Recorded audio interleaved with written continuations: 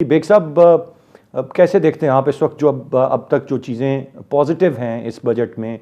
अगर मैं उनकी बात करूं तो ग्रेड 1 से 16 तक मुलाजमीन जो हैं, सरकारी मुलाजमीन, महंगाई को मद्देनज़र रखते हुए 35% का एक बड़ा इजाफा उनकी इंक्रीमेंट की मंजूरी दी गई है। फिर ग्रेड 16 से ऊपर जो है वो 30% की बात है। फिर पेंशन जो है 17.5%, मजदूर की उजरत 32,000 रुपये कम से कम। मुलाजमीन की तनख्वाहों और पेंशन में इजाफे का जिक्र किया है।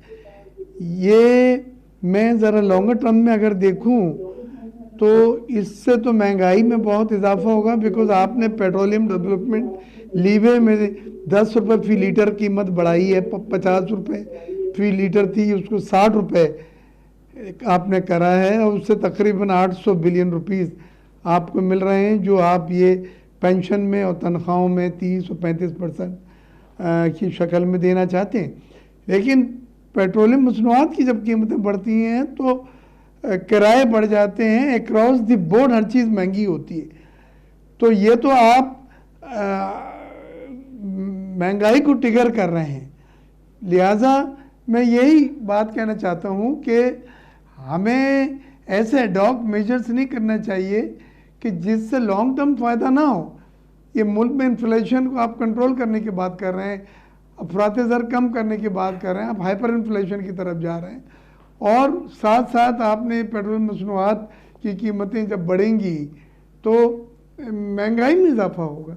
तो ये गरीब आदमी को नेट तो महंगाई उसको मज़ीद बर्दाश्त करनी पड़ेगी। आप उसकी 30% तनख्वाह बढ़ा भी दें या पेंशन बढ़ा भी दें तो उससे फ़ायदा है। तो इसमें मेरा व्यू यही है कि ये एडॉक मेजर्स लिए गए हैं। इलेक्शन बजट कह लें, आवाम की वोट बैंक के लिए कह लें कि जी महंगाई इतनी बड़ी है, लोग नाराज़ हैं, तो उनको तो मुंह बंद करना है। लेकिन आप ये देखें कि फंड्स कहाँ से आ रहे हैं। आप ये देखें आपके पास फिस्कल स्पेस कितनी है।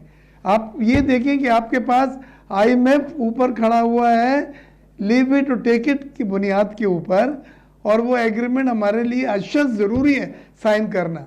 बातें तो आप 10 कर लें, होता तो हो, नहीं होता तो नहीं हो, ये सब बेकार बातें हैं। IMF का एग्रीमेंट हमारे लिए इम्पेरेटिव है, क्योंकि हमारे बाकी जो डोनर्स एजेंसीज के फंड्स हैं, जो लाइन ऑफ क्रेडिट्स हमारी अप्रूव हुई हैं, वो भी हमें उसी वक्त मिलेंगी जब IMF का प्रोग्राम बहाल हो जाता है, रिवाइव हो जाता है।